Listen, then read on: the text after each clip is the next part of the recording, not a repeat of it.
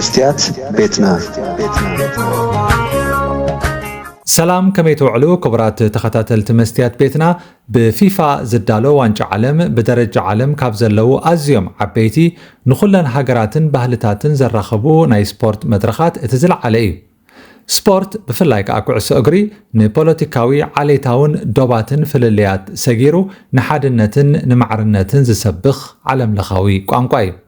يخون امبر حبرات منغستات أمريكا نزعبو وددر كتا انقدن كلاز ترأيو أسكفت فتسامتات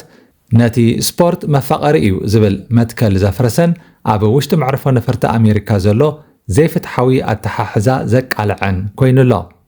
اتي أب لعلي حقراويت غانتا قعس أجري سنغال استفتسما استغانن تفتشن نحد بقع سومالاوي ناي قعس أجري دانيا استغبرلو ناي فيزا كلكلان ترزيان نتو وددر وانج عالم زحازو سبرتاو صباقه زبالاشوه عابي أجندا خوين الله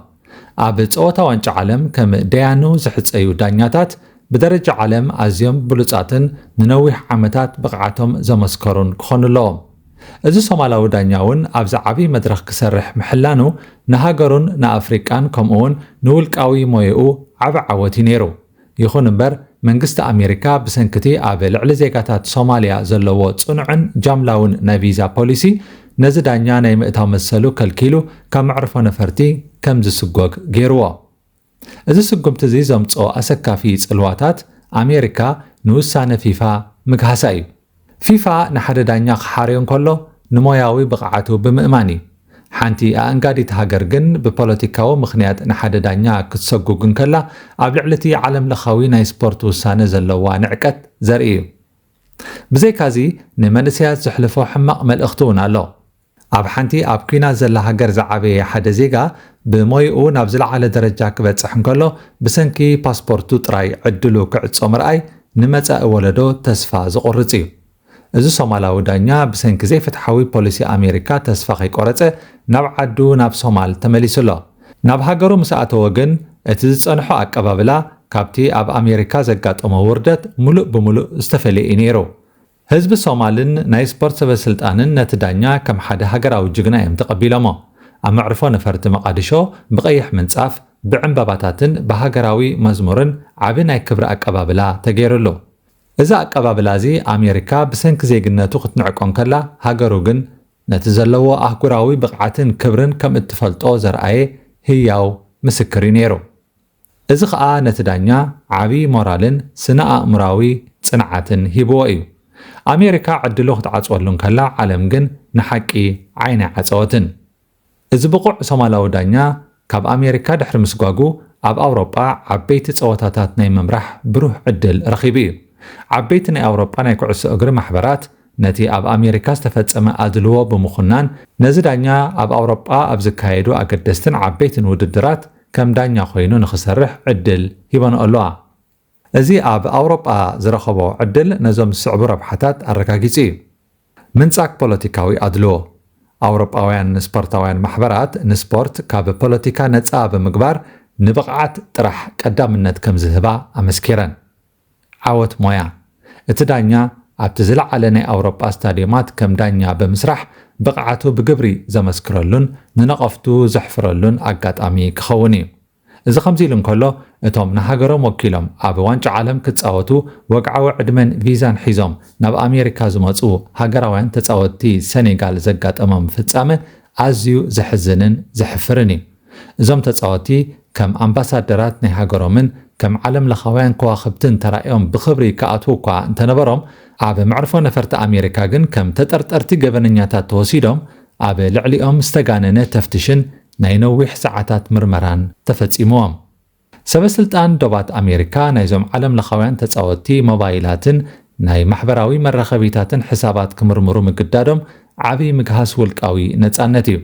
ሓደ ተጻዋታይ ዋንጫ ዓለም ስርሑን መንነቱን ብንጹር እናተፈልጠ ስልኩ ተፈቲሹ ክምርመር ምርኣይ ካብ ድሕነት ንላዕሊ ንዕቀት ዝመልኦ ስጉምቲ እዩ እዚ ስነ ኣእምራዊ ጸቕጢ እዚ ከዓ ኣብቶም ተጻወቲ ኣብ ልዕሊ ስፖርታዊ ንጥፈታቶም ኣሉታዊ ጽልዋ ክሕድር ዝኽእል እዩ መንግስቲ ኣሜሪካ ነዞም ስጉምትታት ብሰንኪ ናይ ዶብ ድሕነትን ጽኑዕ መምርሒታትን ዘጋጠሙ ተራ ፍጻመታት ከም ዝኾኑ ይገልጽ ይኹን እምበር እቲ ሓቂ ካልእ እዩ ካብ ሃገራት ኣውሮጳ ወይ ካብ ካልኦት ሃገራት ዝመጹ ተጻወትን ዳኛታትን ተመሳሳሊ ጸገማት ኣየጋጠሞምን። እዚ ፍሉይ ኣተሓሕዛዚ ነዞም ዝስዕቡ ክልተ ነገራት ዘጉልሕ እዩ። ሕብሪ ቆርበትን ዜግነትን። እቶም ተጻወቲ ጸለምቲ ኣፍሪቃውያን ብምዃኖም ጥራይ እቲ ስርዓት ብኣሉታ ከም ዝሪኦም ዘርኢ እዩ። ድርብ መዐቀኒ ወይ ዳብል ስታንዳርድ። ኣሜሪካ ዓቢ ውድድር ከተእንግድን ከላ ንኹሉ ሰብ ብማዕረ ናይ ምቕባል ግዴታ ነይርዋ። ነዚ ግን ተኣማኒት ኮይና ኣይተረኽበትን። ኣሜሪካ ኣብ ልዕሊ ሰኔጋላውያን ተጻወትን ሶማላዊ ዳኛን ጥራሕ ኣይኮነትን በደላት ፈጺማ። ብሰንክቲ ኣብዚ እዋን ኣብ መንጎ ኣሜሪካን ኢራንን ዘሎ ፖለቲካዊ ጎንፂ እውን ሃገራዊት ጋንታ ኢራን ግዳይ ኮይና እያ። እታ ሃገራዊት ጋንታ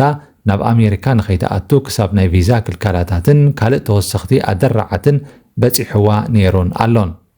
ዋንጫ ዓለም 2026 ብዘይካ ኣሜሪካ ሜክሲኮን ካናዳን እውን ከመ እንገታ ሃገራት ኮይነን ጸወታታት ከዳልዋ እየን። ኣብ ሜክሲኮን ካናዳን ግን ዘይከም ኣብ ሕቡራት መንግስታት ኣሜሪካ እቲ ናይ ተጻወቲ ደያኑን ኣጋይሽን ናይ ምቕባል ስነ ስርዓት ኣዝዩ ውሕሉልን ኣውንታውን እዩ ዘሎ። ምምሕዳር ትራምፕ ዝኽተሎ ናይ ቪዛን ካልእን ፖሊሲታት ቀልጢፉ ዝቀያየር ንዕቀትን ዓሌትነትን ዝመልኦ እዩ። ኣሜሪካ ነዚ ዓቢ ውድድር ብምእንጋዳ ምስላ ብጽቡቕ ንምቕራጽ ኣብ ክንዲ ትጥቀመሉ ንስማ ዘጸልም ተግባራት ትፍጽማላ። ፖለቲካን ስፖርትን ምፍላይ ክሳብ እትስእን እውን ስራሕ ቆልዑ ትሰርሓላ። ስፖርት ንዓለም ዘራኽብ ሓይሊ እዩ። እቶም ኣብ ዋንጫ ዓለም ኣሜሪካ ዝተራእዩ ኣሰከፍቲ ነገራት እቲ ንሶማላዊ ዳኛ ዝተገብረሉ ናይ ቪዛ ክልከላን ምስጓግን፣ እቲ ኣብ ልዕሊ ሃገራውያን ተጻወቲ ሰኔጋል ዝተፈጸመ ዘዋርድ ተፍትሽን ምክልባት ሃገራዊት ጋንታ ኢራንን ፖለቲካን ዓሌታዊ ኣድልዎን ክሳብ ክንደይ ንስፖርት ክብክሎ ከም ዝኽእል ዘርኣዩ ህያው ኣብነታት እዮም። ኮይኑ ግን እቲ ሶማላዊ ዳኛ ናብ ሃገሩ ተመሊሱ ዝረኸቦ ናይ ጅግና ኣቀባብላን ድሕሪኡ ኣብ ኣውሮጳ ዘመዝገቦ ዓወት ብቕዓትን ክብርን ካብ ዝኾነ ፖለቲካዊ ዶባት ንላዕሊ ሓያል ምዃኑ ዘርኢ እዩ። እዚ ፍጻመ እዚ ንመጻኢ ኣብ ዝግበሩ ዓበይቲ ስፖርታውያን ውድድራት ሰብኣዊ መሰላት ክብሪ ተጻወትን ዳኛታትን ቀዳምነት ክወሃቦም ከም ዝግባእ ዓቢ ትምህርቲ ዝሃበ እዩ። እቲ ጸወታ ገና ኣብ ምጅማሩ ስለ ዝኾነ ንብድሕሪ ሕጂ ኣሜሪካ ትወስዶም ውሳነታት እውን እንታይ ከም ዝኾኑ ኣይተፈልጠን። በዚ ክሳብ ሕጂ ዝገበረቶ እንተዘብቅዕ ጽቡቕ ምኾነ ኣይኮነን፣ ግን እቲ ሕማቕ ምስሊ ዘትሕዝ ፖሊሲታት ተገልቢጡ ንገዛእ ርእሳ ዝሃስቲ ክኸውን ዝለዓለ ዕድል ኣለዎ። ክቡራት ተኸታተልቲ መስትያት ቤትና ንሎሚ 12 ሰነ 2026 ዘዳለናዮ ትሕዝቶ ኣብዚ ክንዛዝም ኢና። ኣብ ቀጻሊ ብኻልእ ኣርእስቲ ክሳብ ንራኸብ ደሓን ጽንሑ። መስትያት ቤትና መስትያት ቤትና ንሓቀኛ ምስሊ ኤርትራ ንምንጽብራቕ